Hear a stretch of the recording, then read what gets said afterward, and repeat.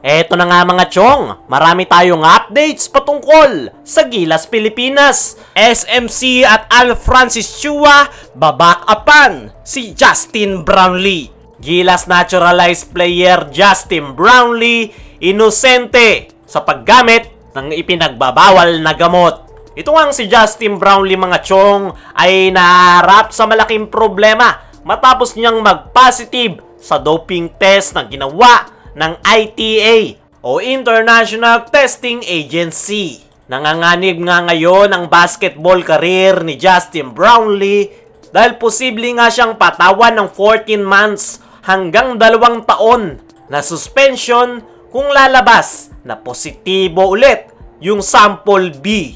Kaya naman, buhay na naman yung mga haters at paniguradong tuwang-tuwa sila matapos mag-positive ni Justin Brownlee. Pero eto nga mga chong, uunahan ko na kayo. Mananatiling inosente itong si Justin Brownlee hanggat hindi pa napapatunayan na guilty siya sa kanyang ginawa. Mahaba-habang proseso pa nga yan, kaya sa ngayon ay masasabi nating inosente itong si Justin Brownlee. Pangalawa ay hindi naman siya gumamit ng performance enhancer. Posible nga na kaya nagpositibo si Justin Brownlee ay dahil sa kanyang medication at treatment na ginagawa. Dahil kung matatandaan nyo, ay nag-undergo nga ng surgery itong si Justin Brownlee sa kanyang bone spurs injury. Possible nga na isa sa nahalong medication ay cannabis. Dahil po pwede nga yang gamiting pang-relax at gawing pain reliever at hindi nito maramdaman ang kanyang injury. Naniniwala ako na kayang malampasan ni Justin Brownlee ang pagsubok na kanyang kinakaharap. Panigurado na mayroong isa na pilit na ibinabagsak yung karir ni Justin Brownlee. At yan nga ay ang China. Panigurado na galit yung Chinese fans kay Justin Brownlee matapos nitong bastusin ang kanilang national team sa kanilang sariling bansa. Malaki nga ang tsansa na China ang nasa likod ng lahat ng isyung kinakaharap ngayon ni Justin Brownlee.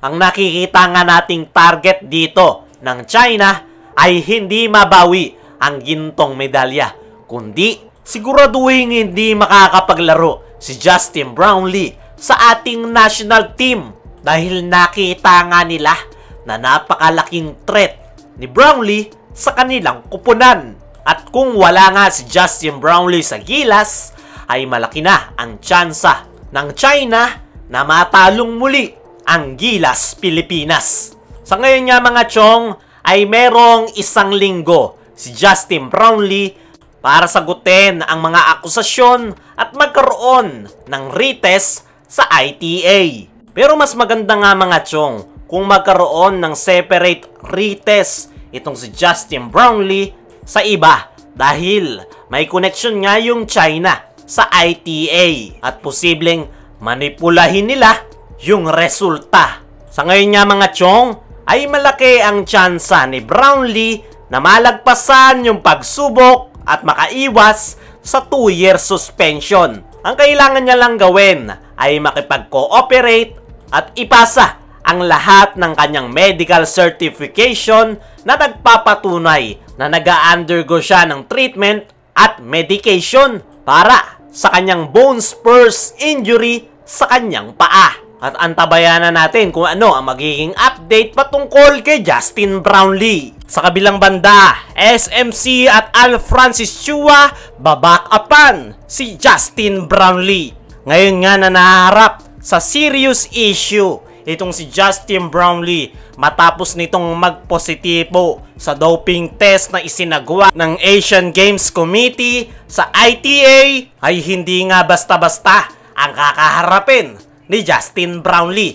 Kaya naman, hindi nga siya iiwanan ng San Miguel Corporation, lalong-lalo na itong si Al Francis Chua at gagawin nga daw nila ang lahat ng kanilang makakaya para matulungan si Justin Brownlee na malampasan ang isyung kanyang kinakaharap. Ayon nga mismo kay Al Francis Chua, ay si Justin Brownlee nga raw yung perfect fit sa Gilas Pilipinas.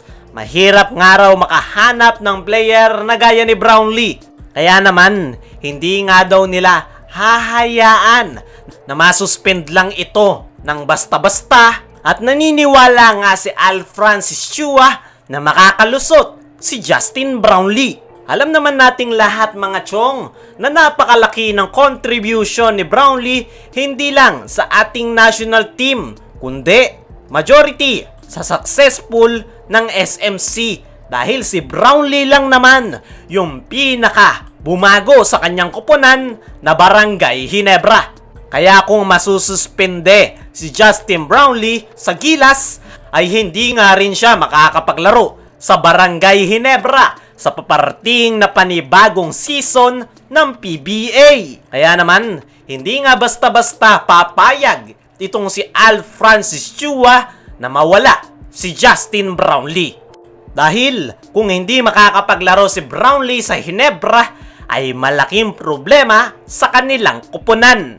Kaya expected ko nga mga chong na tutulong ang San Miguel Corporation, lalong-lalo na itong si Al Francis Chua sa kinakaharap ngayon ng kanilang resident import.